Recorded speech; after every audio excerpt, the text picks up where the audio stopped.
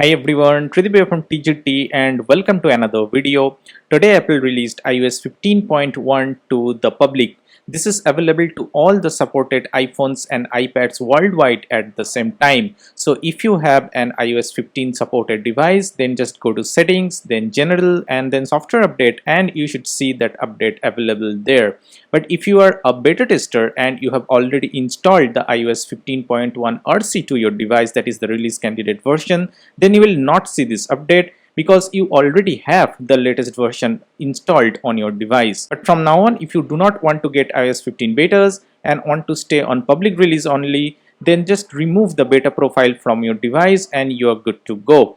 This version came in around 5.2 GB on this iPhone 12 mini, and depending on the device you are using and the version number you are on, that should vary. The build number of this version is 19B74. Now let's talk about what's new in iOS 15.1 in details. And the first thing I would like to mention that there is a modem firmware update if you are coming from iOS 15.0.2. So expect better data, Wi-Fi and cellular connectivity. Of course, the biggest new addition is SharePlay. SharePlay is a new way to share synchronized experience in FaceTime with content from Apple TV app, Music app, Fitness Plus and other supported apps. To demonstrate that, let me call myself in the FaceTime first. Tap call. Now as I am calling myself, you can see there is an option to SharePlay. If I tap on that, it says share my screen. If I tap on share my screen, a counter starts and it will enable SharePlay with sound. Now I am actually ready to share my screen with someone who I am in call with. As I am calling myself, you can also see that the icon here has also changed. Now let's go ahead and try to play something from Apple Music. Now once I open Apple Music, it says choose content to use SharePlay. That means SharePlay is now enabled via Apple Music as well. Now let's try to play.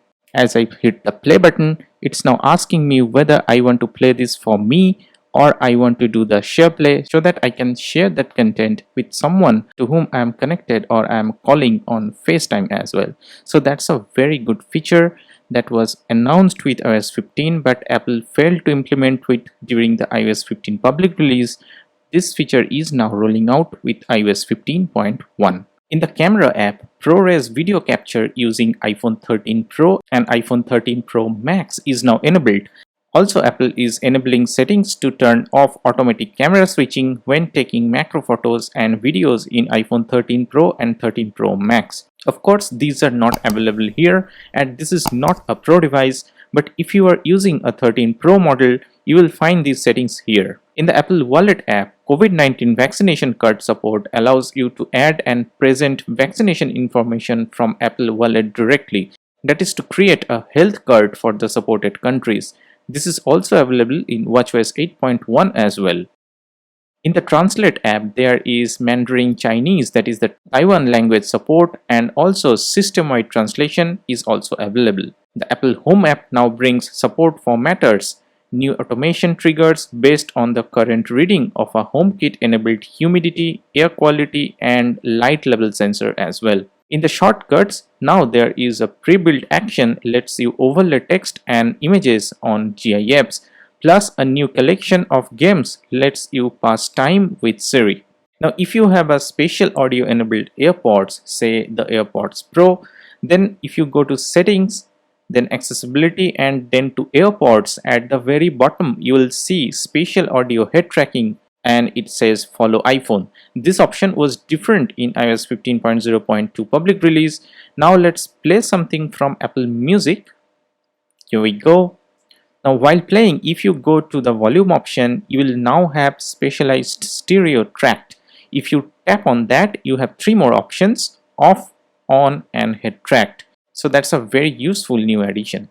Apart from the new features, iOS 15.1 also fixes some major bugs for your iPhone.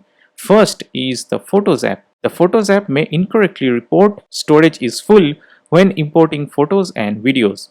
The Apple Weather app may not show current temperature of your location, that is the My Location, and may display color of animated backgrounds incorrectly. Audio playing on the app may pause when locking the screen. Wallet may unexpectedly quit when using VoiceOver with multiple passes. available Wi-Fi networks may not be detected, and there is a battery algorithm update for iPhone 12 models to report exact battery capacity over time. Now, performance wise, this is running absolutely fine in this iPhone 12 mini. This is my main device and I'm able to use it without any issue of this update as well. The battery life should remain same as well. With iOS 15, iPhone 12 mini provides around 6 to 6.5 hours of screen on time, which is okay for a device this small. And as some of you were asking me in the comment section, no, there is no overheating issue in this iPhone after updating to iOS 15.1. I have also updated my iPhone 6s in this version as well. I have not seen any changes in performance right away. It is running as smooth as it was in iOS 15.0.2. The overall scrolling, the app opening and closing is up to the mark as it should be. But you should also understand that this is one of the oldest devices to run iOS 15, so don't try to compare the performance or the battery life with the newer devices. Also, not all the features of iOS 15 are available in iPhone 6s. I have a separate video for that, you can check that out later. Also, I am running iPadOS 15.1 on this iPad Air 4th generation. All the updates and patches that I mentioned previously are applicable for this device also. Apple did release a second RC version, that is a release candidate version for iPadOS prior to this public release, but that was targeted for iPad mini 6th gen only. This iPad runs smooth enough after this update. Multitasking is also fine. The battery life I get out of this device is absolutely fantastic, and this update should keep that going. If you are interested about the benchmark scores, here it is for the iOS 15.1. It's 1592 for the single core and 4047 for the multi-core, which is quite at par. So now the question is, should you update? Well, if you are on iOS 15.0.2, you should update immediately. It is the first 0.1 update for iOS 15 and contains some solid feature additions. Definitely worth updating, but as you know, no OS can be perfect. So if you are facing any bug after the update, do let me know in the comment section below. That's it. If you have liked the video, do hit the like button and please don't forget to subscribe to TGT. I'll see you in my next one. Peace.